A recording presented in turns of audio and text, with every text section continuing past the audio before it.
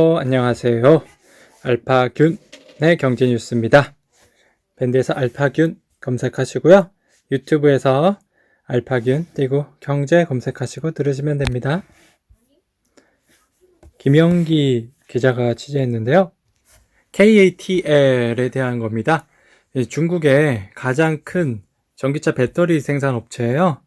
KTL이 성장의 페달을 밟은 것은 2014년에 BMW에 배터리를 공급하면서부터였다. 중국 기업으로는 처음으로 해외 자동차 업체에 배터리를 공급한 것이다. 중국 정부는 이후 자국 배터리를 탑재한 전기차에만 보조금을 지급하는 등 노골적 지원에 나섰다. KATL은 정부의 지원을 등에 업고 2017년 차량용 배터리 시장에서 16%의 점유율로 일본 파나소닉을 제치고 세계 1위에 등극한다. 2019년에는 중국 내 점유율이 51%에 달할 정도로 독보적 위치를 점한다. 여세를 보라 2019년 독일의 제조 라인을 구축하기 시작했고 지난해에는 테슬라에까지 공급망을 넓혔다. CATL은 지난해 텃밭인 자국 시장이 극도로 위축된 와중에도 글로벌 시장에서 24%를 점유해 LG 에너지 솔루션 23.5%를 제치고 4년째 선두를 지켰다. 심우일 기자가 취재했어요. 재정 확대 부담에 국고채 30년물 금리가 연 2%에 육박하면서 상승을 하고 있습니다. 금리가 상승하는 것을 여러분들 이제 지켜보시고요. 대비하셔야 될 것 같습니다. 국내에서도요, 1월 수출 증가율이 11.4% 기록하며 경제 회복에 대한 기대감이 커지고 있어 금리 상승에 영향을 주고 있다는 분석이 나온다. 특히 추가 경정 예산 편성 이슈가 부각되면서 적자 국채 발행 부담이 지속적으로 커져 금리 상승폭을 키우고 있다는 해석이 제기됩니다. 바이든 부양책 통과하면요, 내년 완전 고용 가능하다고 하는데요. 앨런이 나와서 하는 얘기를 한번 들어보죠. 7일 앨런 장관은 CNN에 출연해서요. 이 법안이 통과되면 내년에 완전 고용 상태로 돌아갈 것으로 기대된다며 조 바이든 행정부의 코로나19 구제 법안의 이득이 위험보다 더 크다고 말했습니다. 그는 국회 예선처가 최근 분석을 내놓았는데 추가 지원을 제공하지 않을 경우 실업률은 몇 년간 계속 상승하는 것으로 나타났다며 실업률을 다시 4%로 낮추려면 2025년은 돼야 할 것이라고 덧붙였죠. 완전 고용이란 실업률이 0%인 상황이 아니라 일할 의사와 능력이 있는 사람이 원하는 고용이 되는 상황을 뜻합니다. 네, 완전 고용이 돼야지 금리가 올라가기 시작하겠네요. 기준금리는 말이죠. 공정위 차명 신족회사 고의 누락한 KCC 검찰 고발했습니다. KCC는요, 이렇게 자료를 누락했다는 그런 의혹을 받고 있는데요. KCC는 이 같은 자료 누락으로 상호 출자 제한 등의 규제를 적용받는 대기업 집단에서 제외돼 각종 규제에서 벗어날 수 있었다. 공정위는 상호 출자 제한 기업 집단 지정 기준을 2016년부터 자산 10조 원 이상으로 상향했는데 KCC는 당시 자산이 9조 7,700억 원으로 대기업 집단에서 빠졌다. 신고를 누락한 회사들이 포함됐을 경우 대기업 집단으로 분류될 수 있는 상황이었다. 누락된 회사들은 총수 일가 사익 편취 제재망에서도 벗어났다고 합니다. 사실이라면 이러면 안 되죠.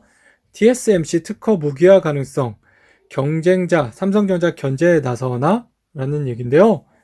정말 어떻게 특허가 되고 있는지 글로벌 특허 취득 현황을 한번 저희가 보겠습니다. 띠딩 1위는 어딜까요? IBM입니다. 2020년에 9,130건수 등록되어 있네요. 2위가 삼성전자입니다. 대단하죠. 6,415억 건이고요. 5억 건이고요. 캐논이 3,225억 건이고요. 마이크로소프트가 2,905 건이고요. 인텔이 2,867건, TSMC 2,833건. 네, 삼성전자가 TSMC보다 2배 이상 높네요. LG전자 2,831건, 애플이요 2,791건, 화웨이 2,761건, 화웨이도 상승률이 무섭게 올라오네요. 퀄컴 2,276건, 삼성 디스플레이 1,902건, 현대자동차 1,464건, 기아자동차 1,323, LG디스플레이 989, LG화학 947, SK하이닉스 930 이렇게 됩니다. 정말 대단하네요. 삼성전자의 대단함이 여기서 또 보이네요. 카카오 김범수 10조 재산 절반 통큰 기부 환원 배경이 무엇입니까? 네, 요새 지금 김범수 의장이요, 자신의 재산 절반을 기부하겠다고 해서요, 참 이슈가 많이 되고 있죠. 멋있는 거고요. 1966년에 출생하셨네요. 이남 3녀 중 셋째고요.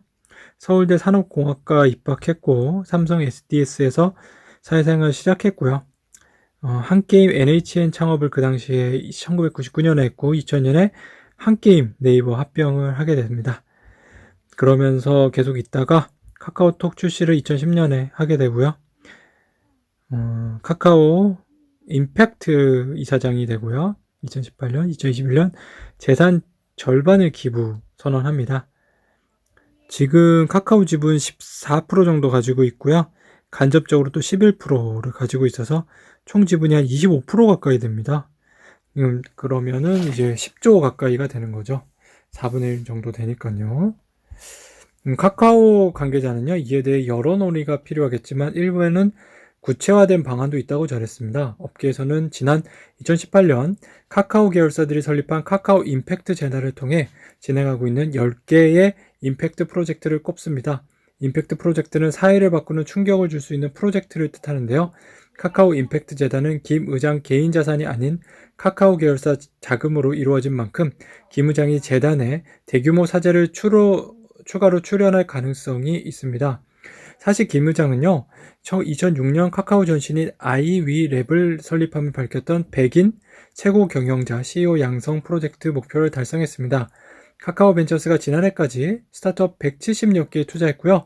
카카오 계열사는 현재 104개에 달하기 때문인데요. 업계 관계자는 100명의 CEO 육성을 마쳤으니 이제 100개 임팩트 프로젝트에 더 힘을 줄 것으로 보인다며 남다른 혁신으로 카카오를 성장시킨 창업자인 만큼 어떤 행보를 보일지 주목된다고 합니다. 그래도 재단으로서 임팩트 투자가로서 계속 활동을 하겠네요. 자율차 협상 급제동, 애플 주도권 노렸나? 네. 그런데요, 이번에 현대차가요, 공시했는데 전기차라는 표현을 빼서 의문을 낳고 있습니다.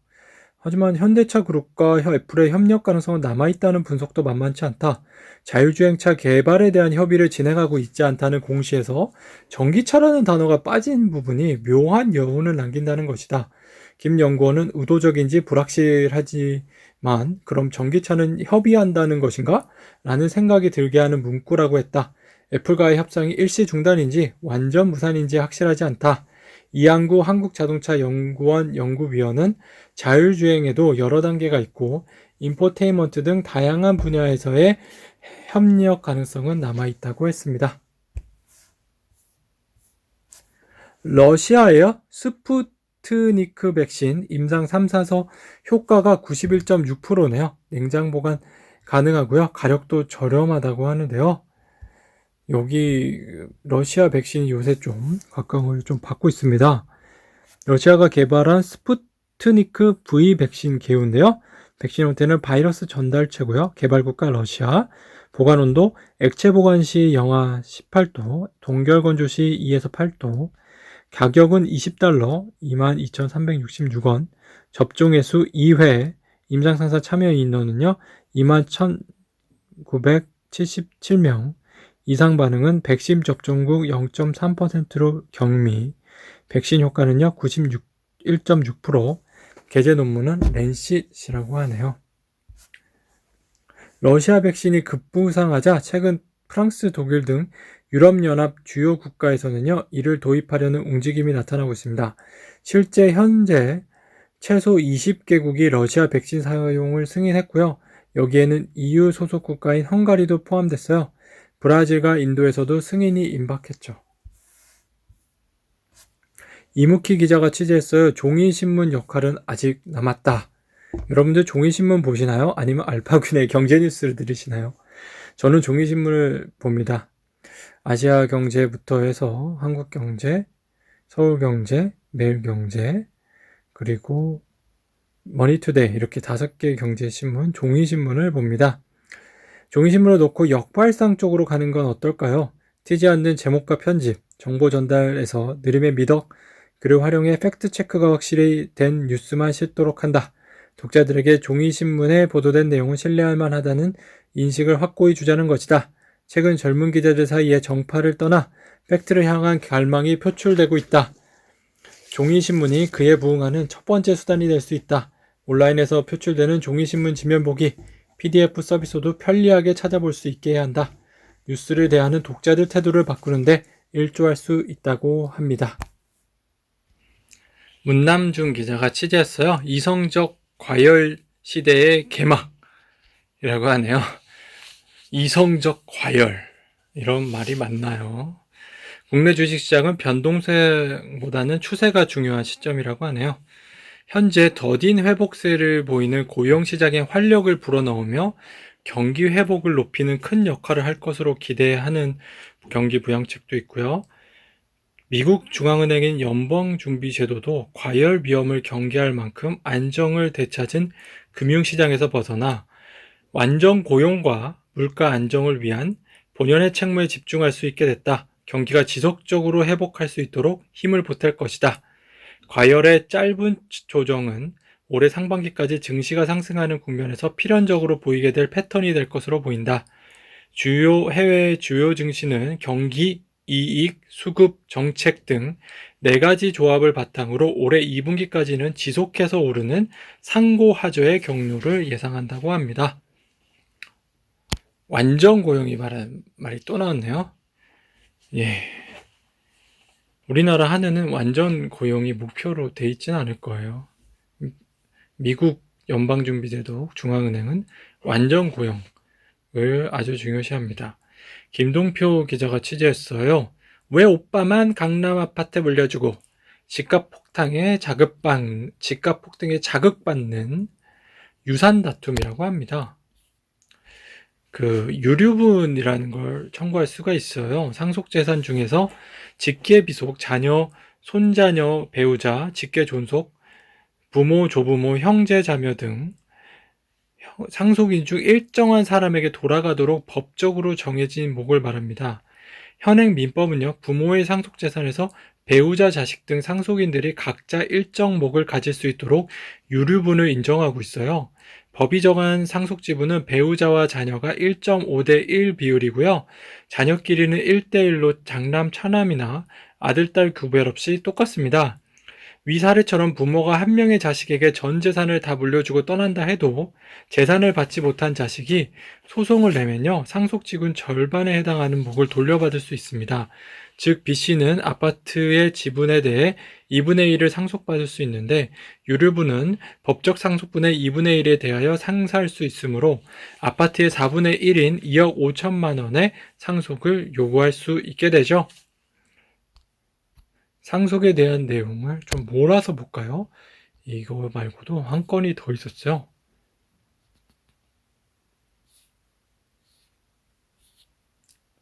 네. 다른 것도 있는데요. 일단 요거 볼게요. 이진욱 기자가 취재했는데요. 카카오가요. 크루드 먼저 알았다. 존경 창사 초다진 김범수의 기부법. 예, 기부도 어떻게 보면 재단으로 재단으로 증여하게 되는 거죠. 김 의장은 당시 재산의 사회 환원을 결심하고 참모들과 구체적인 방안을 의논해온 것으로 전해졌는데요.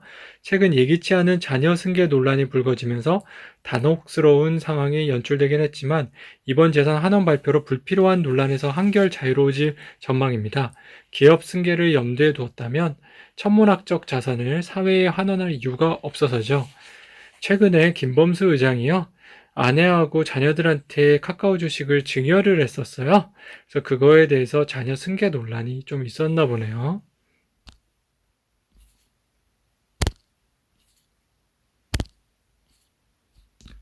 임정수 기자가 취재했습니다. 인공위성 개발사 세트랙 I죠. 기술 가성비 원톱인데요. 수주도 유망하고요. 우주에 대한 골드러시가 시작됐죠. 그런데 하나가요, 여기를 인수하게 됐습니다. 하나와 맞선 사업 시너지가 기대되는데요. 세트랙 I는 지난달 13일 제3자 배정, 유상증자와 전환사채 발행으로 하나 에어로스페이스를 일대 주주로 맞았다. 하나의 투자 규모는 지분 투자 589억 원과 전환사채 인수액 500억 원이다. 경영권을 확보한 하나는 기술 중심의 형 경영진을 그대로 유지할 계획인 것으로 알려졌다. 회사 측은 하나와의 출자 관계가 형성되면서 자금 확보는 물론 상호 시너지가 커질 것으로 기대하고 있다. 하나는 이미 인공위성 부품과 초소형 위성 및 안테나 발사대 등에 대한 제작 기술을 보유하고 있다. 장기간 군수 사업을 영위하면서 국내에서 관련 사업 경험과 네트워킹을 가장 많이 보유한 기업으로 꼽힌다. 이동현 대신증권연구원은 세트랙 I의 지구 관측 기술과 하나 에어로스페이스가 보유한 계열사 전반의 위성 사업 플랫폼이 결합해 기회가 확대될 것이라고 내다봤습니다. 하나의 앞날이 더 기대되네요. 오영길 기자가 취재했습니다. 손보 4위 누가 될까? KB손보 메리츠 화재가 엎치락뒤치락 하고 있다네요. 일단 메리츠 화재의 부분에 최고 경영자가 있습니다. 다음 달 임기 만료를 앞두고 있는 김용범 메리츠 화재 부회장은요, 3연임이라는 탄탄대로가 예상됩니다. 김 부회장은 2015년 메리츠 화재 사장에 취임한 후 메리츠 화재의 파격적인 변화를 지휘하고 있습니다. 자동차 보험에서 장기 임보험으로 전략 수정을 이끌었다면 사업자형 점포제 도입이나 전속 보험 설계사 증원 등 다른 손보설과는 차별화 전략으로 성공적으로 이끌고 있죠. 과감한 지점 통폐합과 인원 감축이라는 과정 속에서 업계의 우려를 낳기도 했지만 경영 성과로 실력을 증명하고 있는 셈입니다. 박성미 기자가 취재했어요. 금융기관이 이제 수수료 이익이 뚝 떨어졌대요. 그리고 올해 자산관리 웨스 매니지먼트에 사활을 걸었다고 하는데요. 신한은행은요, 오는 4월 마이 자산 고도화로 웨스 매니지먼트 자산관리와 디지털 경합에 승부수를 던졌습니다. 스크래핑 기술을 활용해 은행 계좌와 카드, 증권, 보험, 연금 등 총 87개의 기관 자산 정보를 실시간으로 확인한 후 원하는 상품을 가입할 수 있게 했죠. 우리은행은 사모펀드 사태로 자산관리 수익 규모가 크게 줄자 개인 고객 위주의 자산관리 영업에서 벗어나 법인 고객의 자산관리와 자금 조달까지 지원하는 PCIB 강화에 힘을 주고 있습니다. PCIB는 프라이빗 뱅커 업무와 기업금융 CB, 투자금융 IB를 한 번에 한다는 뜻입니다. 부동산 거점 점포 한곳과 임금 영업점 4개에서 8개를 하나의 그룹으로 묶어 영업관 간 협업체계 밸류 그룹 제도를 본격화한 것도 같은 맥락이죠. 김종화 기자가 취재했습니다. 장밋빛으로 물든 페인트 업계라고 하는데요. 국내 페인트 시장 규모는요, 3조 5천억에서 3조 6천억 원 정도로 KCC와 노르페인트, 사마페인트가 빅3을 형성하고 있습니다. 업계에서는 건축용 공업용 페인트 외에도 수익성이 높은 자동차용 선박용 페인트를 생산하는 KCC와 노르페인트가 상대적으로 수혜를 입을 것이라고 보고 있습니다. 이번에 주택을 마구마구 공급하며 수혜를 본다는 건데요. 정말 마구마구 공급하게 될까요? 그러나 건설, 자동차, 조선 등의 전방사업 회복세도요, 페인트 업계에 호조라고 합니다. 김흥순 기자가 취재했습니다. 스마트 TV에 무료로 콘텐츠 푼다! 삼성, LG 글로벌 경쟁했네요. 자, LG TV 사시면요, LG 채널도 2015년부터 50개 채널로 출발해 지난해 14개국 1617개 채널로 서비스 범위를 확대했습니다. LG전자가 전 세계에 출하하는 TV 가운데 스마트 TV의 비중은 83% 이상으로 향후 LG 채널을 제공하는 국가 수도 증가할 전망이죠. LG전자 관계자는 나라별로 현지 컨텐츠를 수급해 무료로 제공하면서 유럽 등 일부 국가에는 관심도가 높은 K-팝 등 한류 컨텐츠도 서비스하고 있다고 말했습니다. 업계 관계자는요, IPTV나 OTT는 컨텐츠 이용자들이 자주 보는 영상 컨텐츠를 데이터로 분석해 추천 기능을 제공하는 맞춤형 서비스가 장점이라며 스마트 TV와 연계해 무료 컨텐츠를 제공하고 소비자 특성 파악하기 위한 시도도 이러한 주도권 경쟁과 무관하지 않다고 설명했습니다. 네, LG TV만 파는 줄 알았더니 컨텐츠도 팔기 시작하고 이제 OTT 업체로도 성장해서 넷플릭스와 경쟁하는 AI 업체로 거듭나시길 바랍니다. 권재희 기자가 취재했는데요. 중국에 공격당하는 삼성, 걱정하는 일레. 일본의 속내는 무엇입니까? 니온 게이자이는요, 이 같은 일이 과거 한국과 일본 사이에 벌어졌던 일이라면서 관망하는 자세를 보입니다.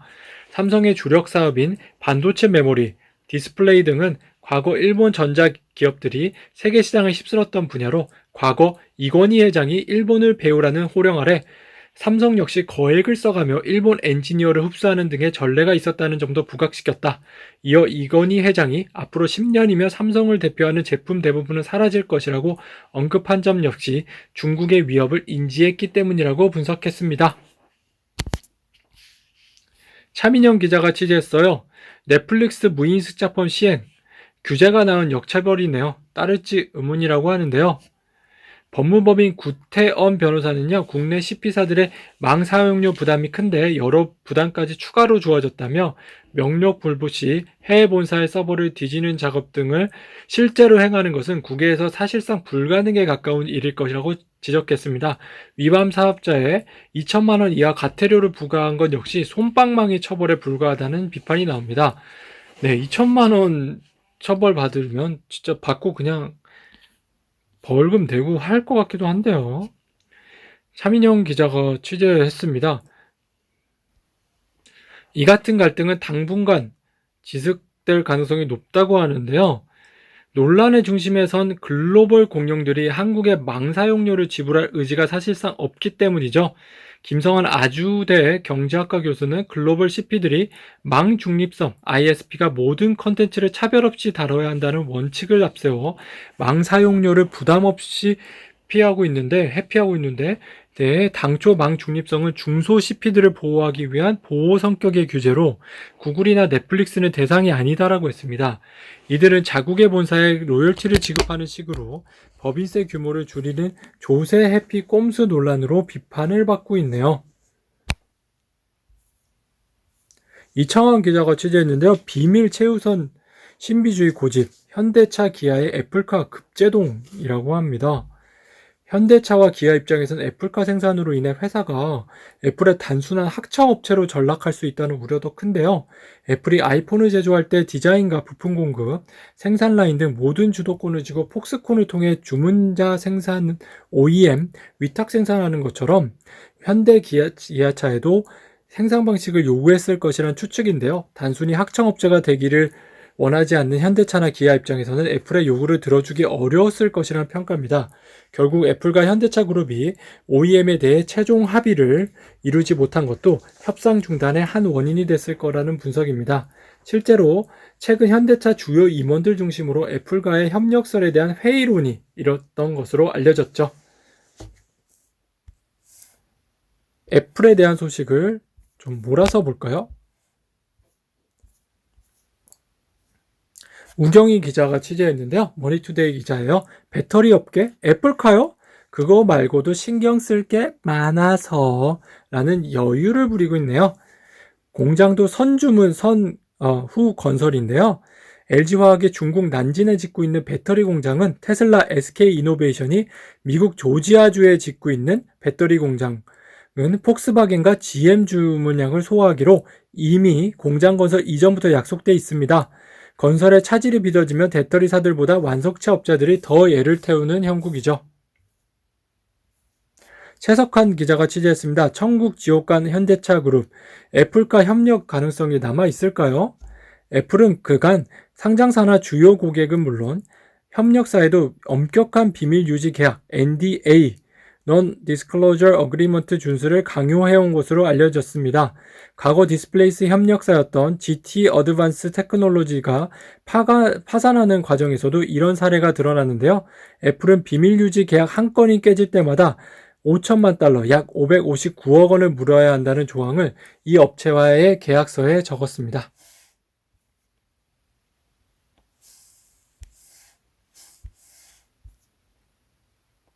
강나훔 기자가 취재했는데요. 택진영!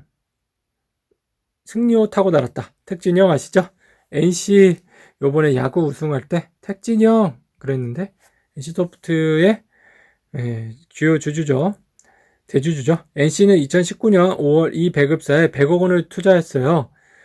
콘텐츠 종합기업으로 발돋움하겠다는 김텐진 NC소프트 대표의 탈게임 구상에서 비롯된 투자인데요. 당시 NC는 NC소프트 IP를 게임을 넘어 다양한 미디어 영역으로 확장하기 위한 중장기 전략으로 투자를 결정했다며 게임 산업에서 가치를 인정받은 NC소프트 IP와 메리 크리스마스의 컨텐츠 투자 배급 노하우가 새로운 시너지를 만들 것이라고 밝혔습니다. 예, 승리호 보셨나요? 저는 봤는데요. 볼만합니다. 예, 잘 만든 것 같아요. 취재 수첩, 네, 남경민 기자인데요. 성견 후경인, 남의 일 아니죠? 예, 아까 상속에 관해서 얘기를 하다가요. 이쪽 부분을 제가 말씀을 안 드렸네요. 성년 후견인 제도는요, 과정상 가족 간 분쟁이 잦은데요. 윤 씨도 알츠하이머성 치매를 앓으면서 그 가족의 형년 후견인 선임 문제를 두고 다투게 됐죠. 이런 갈등을 막을 수 있는 가장 좋은 방법은 사전에 피상속인에게 정신질환이 발생하기 전 미리 정리하는 것인데요. 법조계에서 내가 정신을 잃는다면 누가 후견이 돼 이런 권한을 행사하게 하라. 미리 계약을 체결하는 방법을 조언합니다. 이를 임의 후견이라고 합니다. 네, 분쟁을 사전에 방지할 수 있는 좋은 방법이기도 하죠. 국가의 부채는 국민의 자산인가? 이인호 기자가 정치에 관해서 적었는데요. 정책이죠. 결국 국채를 발행해 재정 지출을 늘려도 무방한지 아닌지는 재정 지출이 미래 국민 소득 증가에 도움을 줄 것인가에 달려 있다. 최근 코로나 사태로 급박한 어려움을 겪고 있는 자영업자에 대한 선제적 재정 지원은 후일 이들이 우리 경제에 기여하는 바를 통해 보상받을 수 있다. 그러나 전 국민에 대한 무차별적 지원을 위해 국채를 발행하는 것은 우리 자식들이 동의하지도 않은 돈을 미리 써버리고 그들에게 부실채권을 남겨주는 것이다. 우리는 자신에게 이런 못된 부모가 되고 싶은지를 물어봐야 됩니다. 임현우, 핀토크, 은행원이 시켜서 깔았던 그 위비톡이네요. 네, 예전에 은행 갔다가 황당하게 앱을 깔았던 기억이 있으십니까? 이달 출범하는 토스증권은 그렇게 안 하고요. 지난 3일에 공개한 주식 거래 시스템 MTS도 금융사들이 바짝 긴장하고 봐야 할 것 같아요. 주린이 주식 투자 입문자를 사료받기 위해 쉽고 편하게 만든데 공들인 흔적이 역력했죠. 위비톡같이 그렇게 억지로 깔게 하는 앱은 아니었습니다. 소비자가 원하면 까는 앱이죠. 소비자가 원하는 기본으로 돌아가라. 초보들은 아무리 봐도 모르는 봉차트, 이동평균선, 틱차트, 매수주체 같은 것은 싹 걷어냈다. 단타 거래를 조장하는 복잡한 정보는 빼고 기업 정보와 공시를 일목요연하게 보여주는데 집중했다는 설명이다. 매수도 구매하기, 매도도 판매하기라고 플러스는 쓰기다. 무엇보다 토스증권 앱이 따로 없고 가입자 1,800명을 확보한 토스 앱에서 바로 쓸 수 있다. 툭하면 바로 앱을 내나 은행이 아니라 앱 개발사 같다는 소리까지 듣는 기존 은행들은 어떻게 느꼈을까? 지난해 해외 기관 뭉칫돈 인도 증시로 몰렸습니다. 인도 펀드에 가입하셨나요? 전문가들은 인도 시장의 개방과 구조 개혁을 효과를 이유로 지목하고 있는데요. 인도는 지난해 4월부터 외국인 주식 보유 지분율을 기존 24%에서 최대 100%로 확대했습니다. 통신업, 건설, 개발업, 민간 항공업, 케이블 네트워크, 전자상 거래업, 면세업, 신용정보업 등 외국인 보유 한도는 100%로 상향됐죠. 생산성 증대를 위해 농업과 노동법을 개혁하고 생산 연계 인센티브를 실행했습니다. 법인세도 낮췄죠. 중국 스포츠웨어 3인방 증권사 목표 주가 계속 뛰네 라고 하는데요. 일단 중국에서 스포츠웨어 점유율을 볼게요. 나이키 23%, 아디다스 20%로 2강 체제고요. 안타라는 곳이 13%, 리닝, 스케쳐스, 엑스텝, 휠라 등이 있네요. 이제 전문가들은요, 토종 업체들에 주목하고 있어요. 중국 시장이 중저가 상품 위주로 커질 것으로 예상되기 때문인데요. 현재 스포츠웨어 1, 2위인 안타 스포츠와 리닝의 중국 점유율은 각각 13, 17%를 기록하고 있습니다. 나이키와 아디다스의 총 점유율이 43%의 절반에 못 미치는 수준인데요. 정 연구원은 중국 시장은 하이엔드 제품이 고가 제품이죠. 시장의 절반을 차지하는 상황이라며 하이엔드 시장과 매스 마켓의 황금 비율이 25대 75%라는 점을 고려하면 토종 업체들이 나이키와 아디다스의 점유율을 빼앗아올 가능성이 높다고 예상합니다. 중국에서 나이키와 아디다스는 평균 10만 원대 운동화, 안티와 리닝은 2, 3만 원대 운동화를 판매하고 있습니다. 와, 중국에서 10만 원이면 정말 비싸네요. 제일기획 글로벌 M&A 인수합병에 나선다고 합니다. 제일기획이요, 인수합병을 통해서 매출 총이익 비중을 많이 바꿀 예정인데요. 2010년에는 이 디지털 마케팅이 19%밖에 안 됐는데요. 20년에 43%까지 많이 올랐습니다. BTL 전시 이벤트 등도요, 30에서 35%로 올랐고요. 그 대신에 TV 신문도 전통 매체 광고는요, 22%로 49%에서 많이 줄었습니다. 제1기획은요, 두 가지를 집중적으로 추진할 계획인데요. 첫째가 기업 인수합병이고요. 회사 관계자는 올해 주요 경영 목표 중 하나가 북미 유럽의 데이터 기반 테크 회사를 인수하는 것이라며 온 오프라인 통합 솔루션을 통해 광고주 매출 증대에 도움을 주기 위한 전략이라고 합니다. 2019년 루마니아의 디지털 마케팅 전문회사 센트레이드와 인도 뭄바이에 있는 디지털 마케팅 전문회사 익스피리언스 커머스를 인수한 바 있죠. 작년에 중국의 소셜 빅데이터 분석 전문 기업인 컬러데이터를 계열사로 편입했습니다. 최근 3년간 500억 원을 해외 M&A에 투자했습니다. 김정은 기자가 취재했습니다. 미국 우주 탐사 ETF 곧 출시되는데요. 블루 오리진, 버진 갤럭틱 살까? 그럴 겁니다. 네, ETF 투자하시는 분들은 한번 보시고요. 아크 인베스트가요, 정말 높은 수익률을 올리고 있어요. 최근 우주 탐사 기업에 투자하는 액티브 상장 지수 펀드 ETF를 출시하기로 하면서 투자자들은 비트코인, 테슬라 등에 이은 성공 투자 사례가 될지 주목하고 있습니다. 월스트리트저널은 우주에서의 통신, 인터넷, 관측 등 다양한 산업이 인류의 삶에 큰 영향을 줄 것이라며 이 시장을 선점하기 위한 기업들의 경쟁이 치열하다고 전하고 있습니다.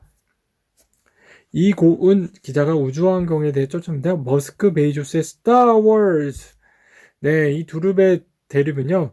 그러니까 머스크, 베이조스, 아마존과 테슬라, 그죠? 단순한 자존심 싸움이 아니라 시각이 많아요. 여전히 많은 사람에게 우주는 공상과학의 영역이지만 둘에게는 성장 가능성이 무궁무진한 사업을 펼칠 수 있는 장인데요. 지금까지 많은 기술 기업이 증명했듯 승자 한 명이 시장 대부분을 장악하게 됩니다. 둘은 명운을 걸고 우주에서 격돌하고 있네요. 정말 스타워즈네요. 김정은 기자가 취재했네요. 나는 화성에 꼭 갈 것이다. 네, 승리호에서도 화성이 나오는 것 같은데요. 머스크의 상상 초월, 우주 개척이죠. 네, 그는 10년 동안 머스크죠. 숱한 실패를 했지만 개념치 않습니다. 그의 말처럼 실패도 하나의 선택지라며 실패하지 않는다면 충분히 혁신하고 있지 않기 때문이라고 합니다. 지난 2일 대형 우주선 스타쉽의 시제품이 착륙 과정에서 폭발했고 작년 12월에도 비슷한 실패를 했죠. 머스크는 애초 목표였던 연료 공급 전환 등 각종 데이터를 수집할 수 있었다며 여유로운 모습을 보였습니다. 그의 꿈은 점점 현실로 다가오고 있는데요. 전문가들은 몇 년 뒤 스페이스X의 스타쉽이 완성되면 우주가 더 가까워질 것이라고 내다보고 있죠. 스페이스X가 만들고 있는 대역 우주선 스타쉽은 사람과 화물을 태우고 화성을 오갈 수 있으며 재사용도 가능합니다. 여러 물건을 함께 싣는 방식으로 비용을 대폭 줄이고 재사용을 위해 바다 위에 발사기지를 세우려 하고 있습니다.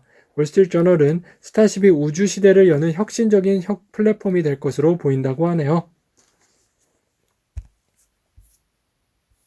김영상 취재했습니다. 주 1,000억 원 움직이는 모건스탠리 지수 변경 2월 편입 종목 전망이 어떻게 될까요? 이 지수에 새로 편입되면요, 지수를 따르는 패시브 자금이 들어온다는 점에서 주가 상승 효과가 기대되고 있죠. MSCI 코리아 지수를 추종하는 패시브 자금은 약 72조 원으로 이번에 편입되는 종목에는 약 2천억 원이 유입될 것으로 전망됩니다. 송승현 한국투자연구원은요, MSCI 신흥시장 추종 자금을 2조 달러, 한국 비중을 13.5%로 가정하고 이중 패시브 잔금이 비중을 2, 30%로 가정한 결과라고 설명했고요. 한국이 EM 국가 중 신흥국 국가 중 차지하는 비중이 지난해보다 커졌다는 점에서 패시브 매입 수요도 커질 것으로 전망됩니다. 여기에 편입되는 종목들을 잘 봐야 되고요. 편출되는 종목도 잘 보셔서 투자에 유의하셔야 됩니다. 김은혁 기자가 취재했는데요. 롯데 쇼핑의 매출이 이번에 괜찮다고 합니다. 매출보다도 그 영업이익이 꽤 괜찮아졌다고 하니까요. 네, 일단은 보시고요. 영업이익이 뭐 좋긴 하지만 재작년에 워낙 안 좋아서 그런 거 아닌가 하는 생각도 고요. 롯데쇼핑 관계자는요, 2020년은 코로나 영향으로 전반적인 소비 경기 악화로 인해 어느 때보다 어려운 시기였지만 백화점, 마트, 슈퍼, 룹스 등 점포의 수익성 기준으로 비효율 점포 구조조정을 통해 적자폭을 축소하기 위해 노력했다며 올해는 추가적인 점포 효율화 작업으로 오프라인 수익성을 개선하는 데 집중하고요. 보유 자산을 활용한 물류 거점화 점포를 확대하는 등 온라인 경쟁력 강화에도 주력할 계획이라고 합니다. 박미주 기자가 취재했는데요. CJ제일제당 연간 영업이익 첫 1조를 돌파했다고 하는데요. 굉장하죠. 아미노산과 조미 소재 등이 주력인 바이오 사업 부분 매출은요, 거의 3조 원대로요, 전년 대비 8% 늘었고, 영업이익은 34% 증가해서 3천억 원이나 기록했습니다. 특히 영업이익률이 2012년 이후 8년 만에 두 자리 10.5%를 기록하는 등 수익성이 크게 개선됐죠. 트립토판, 발린, 알지닌 등 고수익 제품 판매 비중이 늘었고요. 글로벌 최고 수준의 R&D 경쟁력 기반 포트폴리오 다각화와 원가 경쟁력 강화가 영업이익 증가를 이끌고 있습니다. CJ제일대학 화이팅! 최민경 기자가 취재했어요. 숨죽였던 조선 3사 기식의 변화, 연초부터 수주 순풍 된다고 합니다. 네, 조선사도 잘 보시고요. 우경희 기자가 취재했어요. 아까 요거 애플 관련된 소식은 다 전해드렸는데요.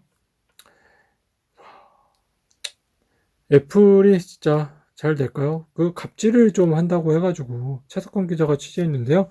애플은 그간 이제 상장사나 주요 고객은 물론 협력사에도 비밀 유지 계약 (NDA, Non-Disclosure Agreement) 준수를 강요해온 것으로 유명하죠. 과거 디스플레이스 협력사였던 GD 어드밴스 테크놀로지스가 파산하는 과정에서도 이런 사례가 드러났는데요. 애플은 비밀 유지 계약 한 건이 깨질 때마다 $5천만, 약 560억 원을 물어야 한다는 조항을 이 업체와의 계약서에 적었습니다. 정말 무섭습니다. 애플과 함부로 계약하다가 큰일 납니다. 그래도 잘 되면 또 대박이 나죠. 강두순 기자가 취재했습니다. 사모펀드가 투자한 기업, 일반 기업의 성장 3배. 예, 요 소식은요, 제가 어제도 전해드린 소식이네요. 네, 오늘 저희가 전해드린 소식은 어떻게 잘 들으셨나요? 그러면 이쯤에서 인사드리고요.